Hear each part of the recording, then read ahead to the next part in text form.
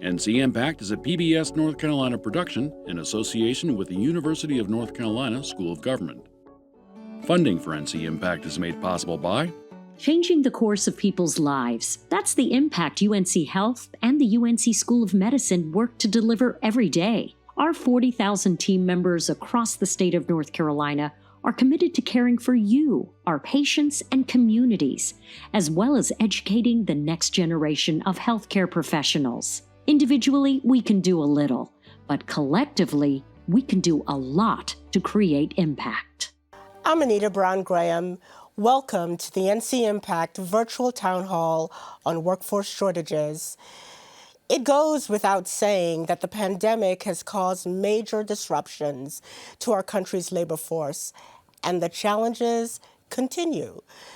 Joining us to bring expert eyes to the issues are Dr. Aaron Freher, who is the Deputy Director of Policy at the Shepp Center for Health Services Research, Gerald Cohen, who is the Chief Economist at the Keenan Institute of Private Enterprise, and our North Carolina Secretary of Commerce, Michelle Baker Sanders. Before we get to questions, though, let's examine the issue a bit. Worker shortages did increase over the course of the pandemic, but many industries were already facing a lack of workers before COVID-19. That's certainly the case for some professions critical to our well-being, and data show things may well get worse. ncIMPACT's Evan Howell reports. You probably have a lot of advantages, though, because you see a lot. Erica South says the physical and emotional impact COVID had on her and her colleagues in the emergency department grew over time. And by the time the pandemic had eased, some took that opportunity to leave. When we talk about burnout in the emergency department and that sense of overwhelming, I think a lot of it came because there were multiple waves of the pandemic, and we didn't know what the future was going to bring. The lingering effects of the pandemic and nurse shortage have cast a broad shadow over operations here at UNC Rex Hospital, and daily improvisation is now part of the job. There are times where we have 30 plus patients in the lobby, and I have to use all my resources to stabilize a critical patient. So I have to maybe close some beds in the back in order to keep those patients in the lobby safe, as well as the patients that are more critical. A nurse shortage was predicted even before the pandemic. With other industries such as manufacturing, education, and IT suffering similar issues, leaders across the board are forced to come up with creative solutions to meet the challenge.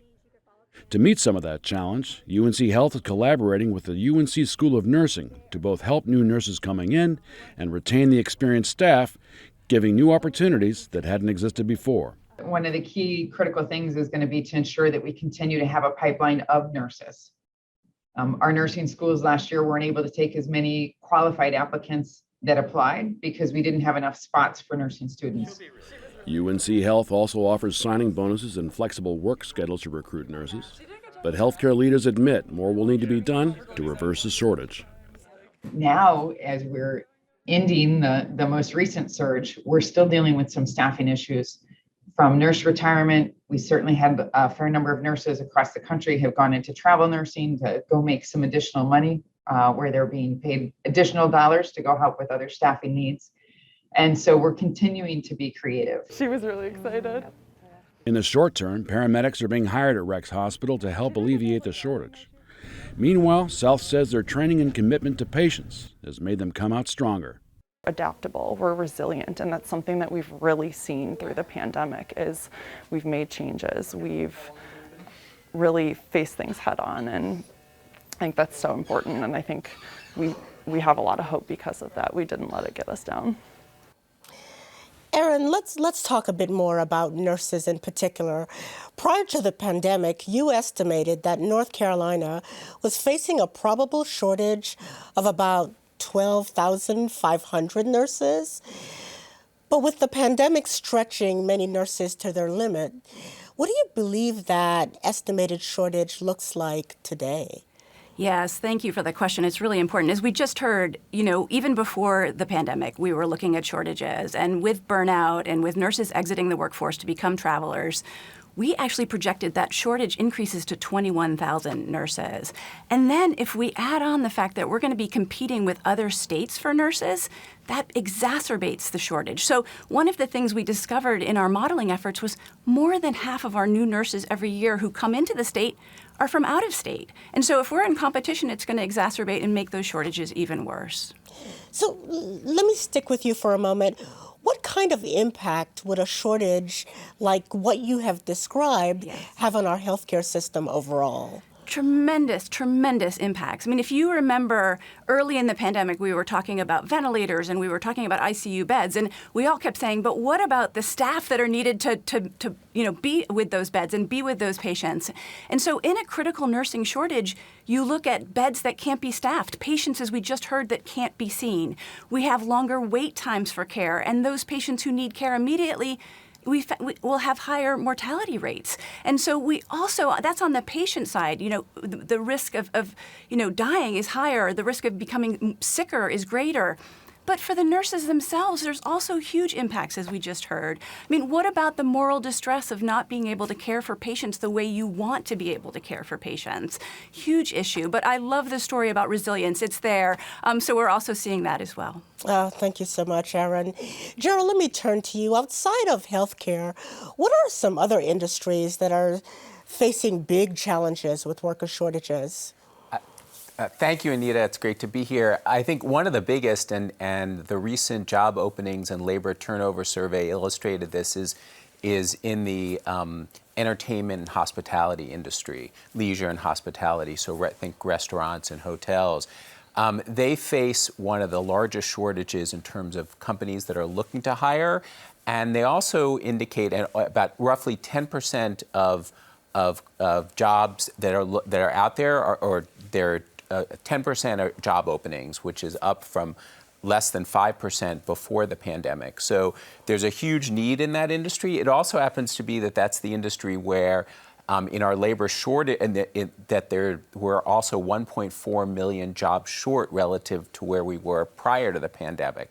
So companies are out there looking, and they're not able to find the labor. And so there are still places where restaurants and hotels are closed or working on smaller staffs, but they can't find those workers. That's what that latest data suggests. So 10% job openings rate in that industry. Wow. North Carolina has been ranked one of the best states to do business, and we continue to add more and more jobs thanks to you and your department and your partners. How do we ensure, then, that we have the talent pool necessary to keep up with this growth? Yeah, that is a priority for the state and definitely needs to be. The way that we're going to do this is to work together, number one, around a common mission and focus of ensuring that we have the talent for the jobs today and tomorrow, that we're able to meet the business needs. Because as you know, it does us no good, as we just heard about the entertainment industry and restaurants. If we have people who are skilled, but they're not skilled to meet those needs and demands of what the economy and businesses are telling us today, we still have a gap. As Commerce has a First in Talent plan that we launched, and that First in Talent plan is focused solely on our top asset, which is our people. I have not met with one company that does not ask about talent, the workforce. Are we going to be able to hire in North Carolina? Do we have the diverse, skilled talent? Fortunately, we have a university and community college system that we continue to need to invest more in to produce the talent. We also have organizations across the state, Anita, that are focused on helping us with this challenge that we have and frankly, problem that we have before, such as My Future NC, where the mission is to have 2 million, I believe it is, post-secondary and highly qualified credentials by 2030. The Chamber is working with companies to ensure that we are focused on the needs of industry. There are organizations and entities across the state, and I'm really pleased to see that we are coming together around this common need and coming up with different ideas. So we're going to have to invest in our community with those entrepreneurs and small businesses out there, building more talent through those pipelines, invest in our education system, invest and put forward strong advocacy for policies that make our economy thrive and for ones that are going to attract and build a talent pool here in the state. And most importantly, you know, to meet the needs today and the future, it is very competitive. So I believe that we're going to have to be more creative and innovative about how we develop that talent and what we're focusing on. Thank you. Next question. This comes from Eric. How much is the level of wages being offered contributing to the labor shortages? Gerald, I think as chief economist, we ought to give this one to you. So that's a good question. I think what you're seeing is people are saying to themselves, well, if I'm going to work, I want to be compensated. And you've had this, and again, it very much depends on your skill ladder. So you've had people who have lower skills, their wages have not kept up with inflation for 40, almost 40 years. And so because of the strong demand right now, you are seeing large wage increases. Unfortunately, right now, as we speak, those are being eaten up by inflation. But I think in a market where there's just very limited supply and increased demand, you're likely, this is a good time to be negotiating and with companies. And so I think that's a point where you think that we're at a period where wages are likely to rise. And I think at points rise more than inflation. So that's something that has definitely been keeping people out of the labor force. And you're starting to see people re-enter the labor force, I think, because of that, because they're seeing decent wage gains. And I think to previous points about skills, I think one of the things that you can do is increase training and look for training in areas where there is growth in demand in healthcare professions, where you have the ability to train up and get those skills and then move it, and then you get compensated for that. So I think that's somewhere, and at the Keenan Institute we're actually developing some indicators that are going to look at where skills gaps exist, where there's strong demand for certain skills and weak supply for them. And on the other hand, work with companies and work with the government to say, here are places where if you developed those skills, you could really get some substantial growth. And so by kind of doing economic development. So I think all of those things will combine to create potentially significant wage gains if you can move into those areas where there's strong demand. Love it. So Aaron, Gerald, Michelle, thank you, thank you, thank you. Please know how much we appreciate the great work you all are doing, and thank you for sharing your time and your insights on this important topic. To our audience, we're going to take a quick break to allow for our second panel to join us. Don't go away. We'll be back in a few minutes to talk about solutions.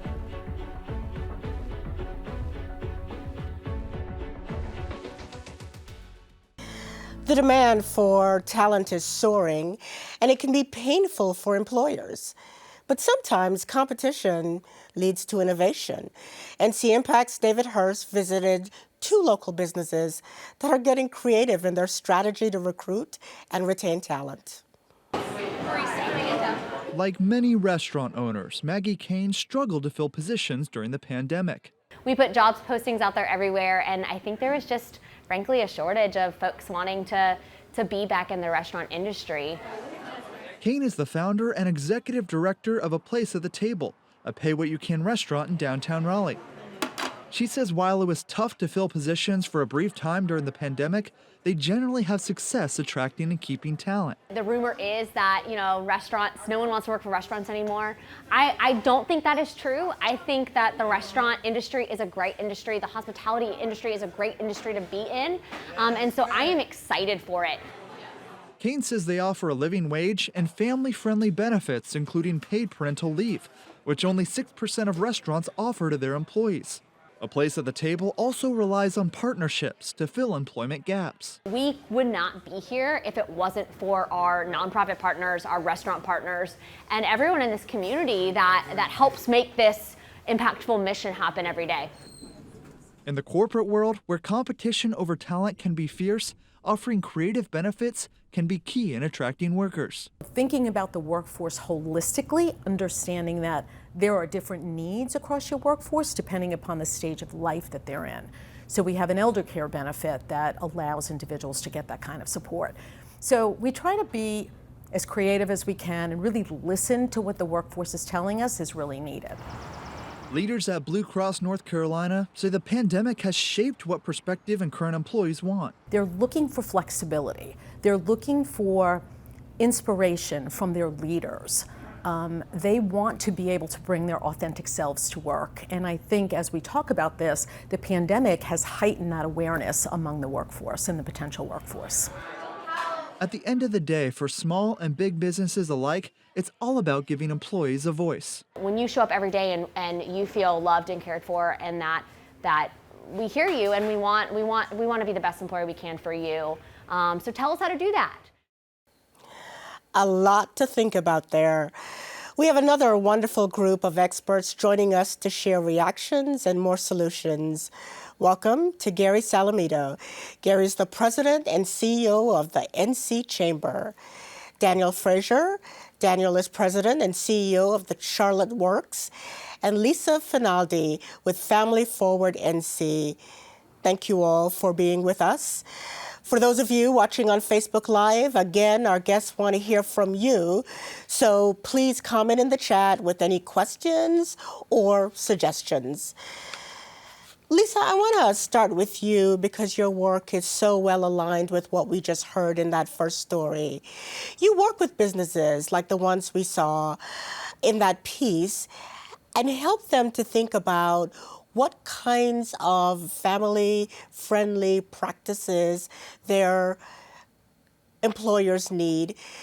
Talk to us first about what you see as some of the biggest challenges that employers are facing right now as it relates to attracting talent.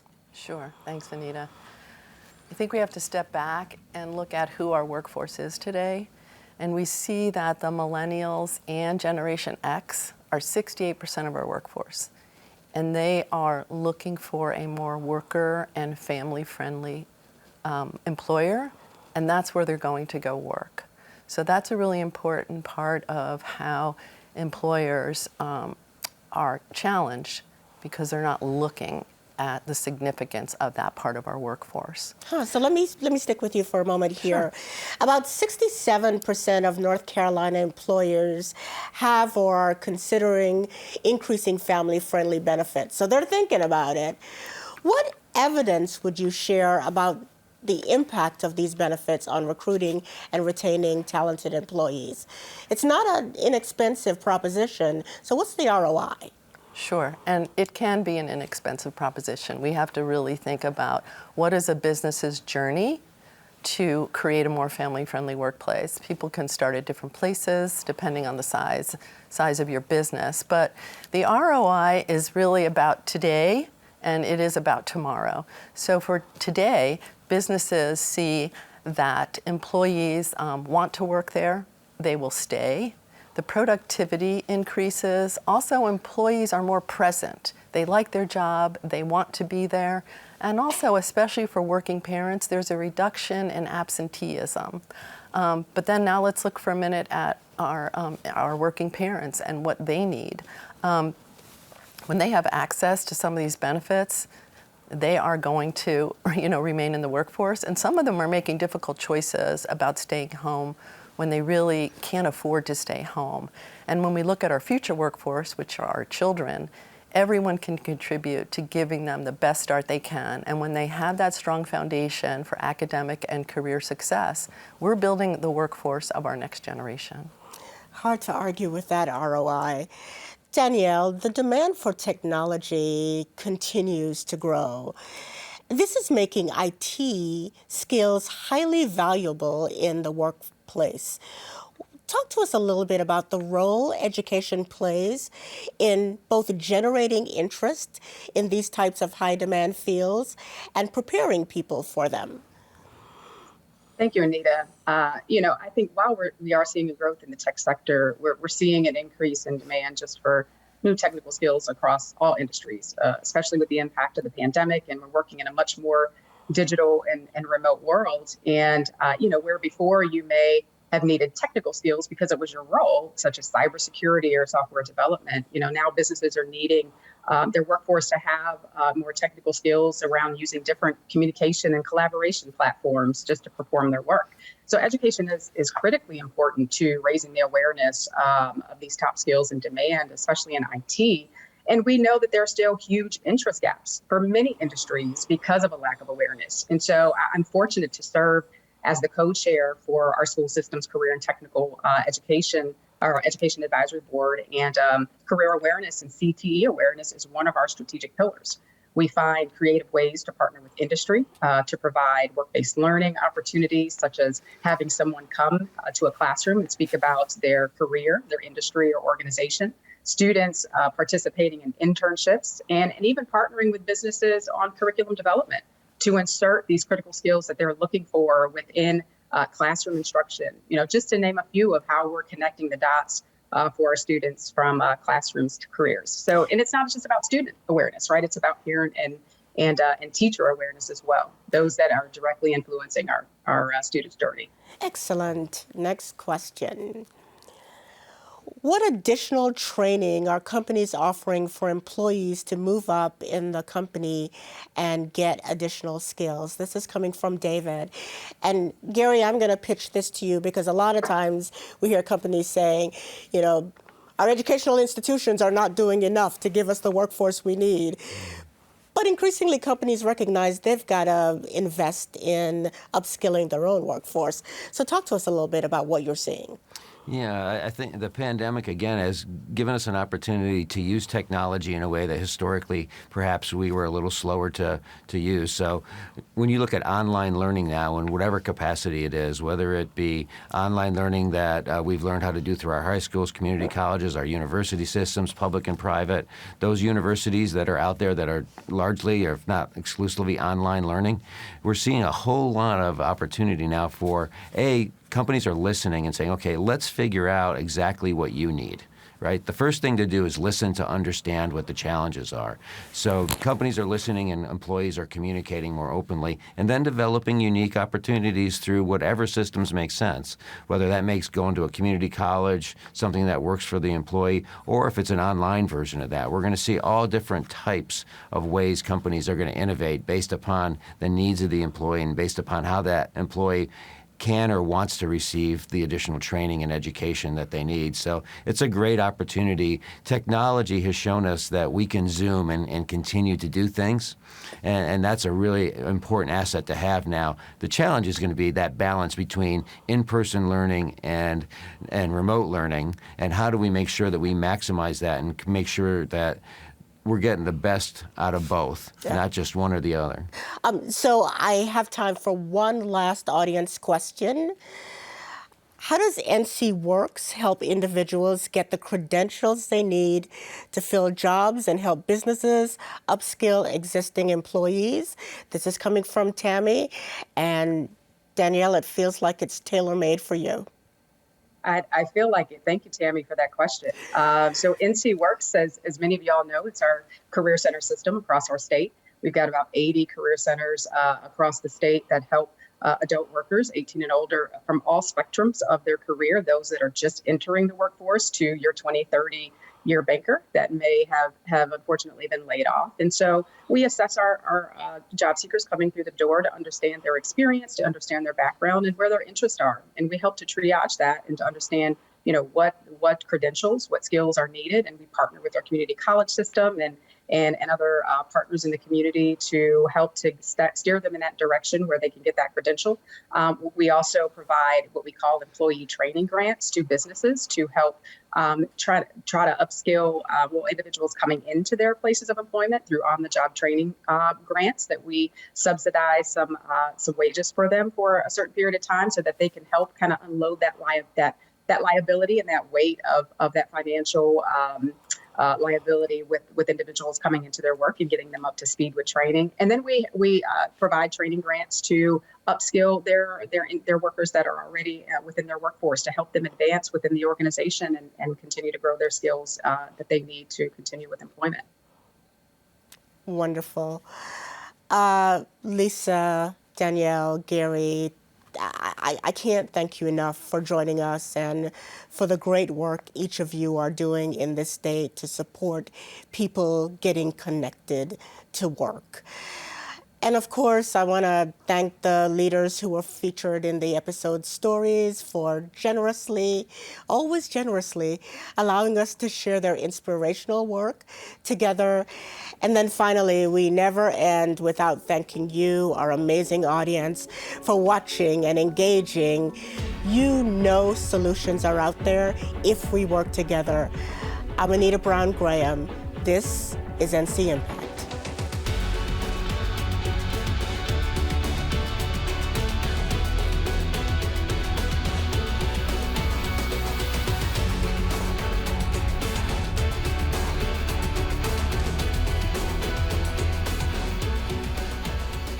ncIMPACT is a PBS North Carolina production in association with the University of North Carolina School of Government. Funding for ncIMPACT is made possible by changing the course of people's lives. That's the impact UNC Health and the UNC School of Medicine work to deliver every day. Our 40,000 team members across the state of North Carolina are committed to caring for you, our patients and communities, as well as educating the next generation of healthcare professionals. Individually, we can do a little, but collectively, we can do a lot to create impact.